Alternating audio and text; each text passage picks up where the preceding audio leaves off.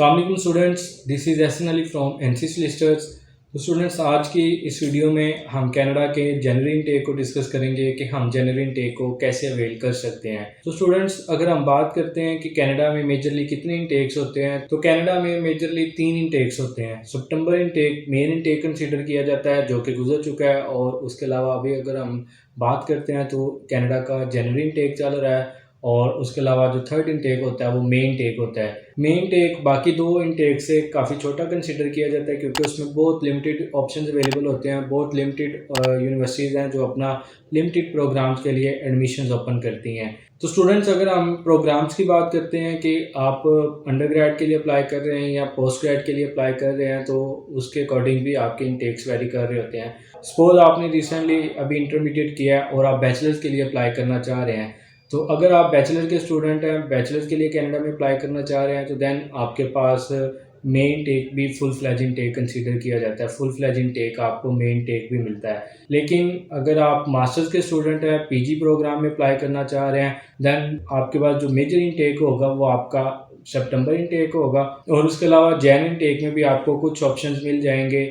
As compare to सितंबर intake आपके पास जैन इनटेक में लिमिटेड ऑप्शंस होते हैं। कुछ यूनिवर्सिटीज़ होती हैं जिनके कोई स्पेसिफिक प्रोग्राम है जो सिर्फ और सिर्फ सितंबर इनटेक में ही ओपन होते हैं। और उसके अलावा अगर आप मेन टेक की बात करते हैं तो सेम कुछ यूनिवर्सिटीज़ हैं जो उनके स्पेसिफिक प्रोग्राम है वो सिर्फ और सिर्फ मेन टेक में ही ऑफ़र हो रहे होते हैं। जैसा कि यूनिवर्सिटी ऑफ विंडसर है, उनके काफ़ी ऐसे प्रोग्राम्स हैं जो मेन टेक में ही ऑफ़र हो रहे होते हैं। तो अगर हम बात करते हैं कि जैन इनटेक को हम कैसे टारगेट कर सकते हैं, कैसे अवेल कर सकते हैं, तो स्टूडेंट, जैसा कि आपको आइडिया होगा कि सेकंड वीक ऑफ नवंबर चल रहा है, तो ऑलमोस्ट हमारे पास 1.5 मंथ बाकी है जिसमें हम अपना जैन इनटेक के लिए अपना सारा प्रोसीजर कंटिन्यू कर सकते हैं।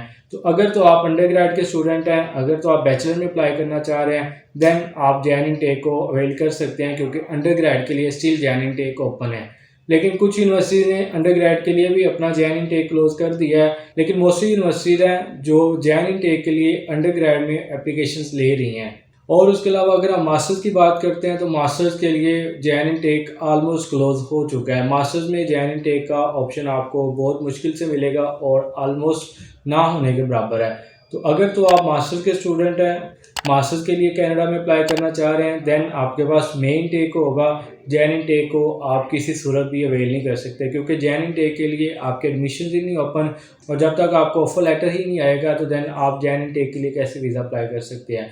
तो अगर हम मेन टेक की भी बात करते हैं तो मेन टेक के लिए भी आपको as soon as possible apply करना होगा क्योंकि मोस्टली यूनिवर्सिटीज़ हैं जिनकी डेडलाइन नवंबर 15 है, कुछ यूनिवर्सिटीज़ की डेडलाइन नवंबर 20 है फॉर मेन टेक। और उसके अलावा जैसे ये डेडलाइन गुजर जाएगी तो आपको जो नेक्स्ट अवेलेबल इन टेक मिलेगा फॉर मास्टर्स प्रोग्राम वो सितंबर 2024 मिलेगा। तो अगर तो आप इंटरेस्टेड हैं और कनाडा में स्टडी वीज़ा के लिए अप्लाई करना चाह रहे हैं, तो देन मैं आपको रिकमेंड करूंगा कि आप as soon as possible apply करें ताकि जो भी नेक्स्ट अवेलेबल इनटेक है उसमें आप खुद को इनरोल कर सकें। और सेकेंडली, अगर आप अंडर ग्रेड के स्टूडेंट हैं तो अंडर ग्रेड के स्टूडेंट्स के पास जैन और मे दोनों इनटेक अवेलेबल है। और अगर आप जैन इनटेक को टारगेट करना चाह रहे हैं देन आपको विद इन अ वीक यानी इसी वीक में अपना एडमिशन अप्लाई करना होगा।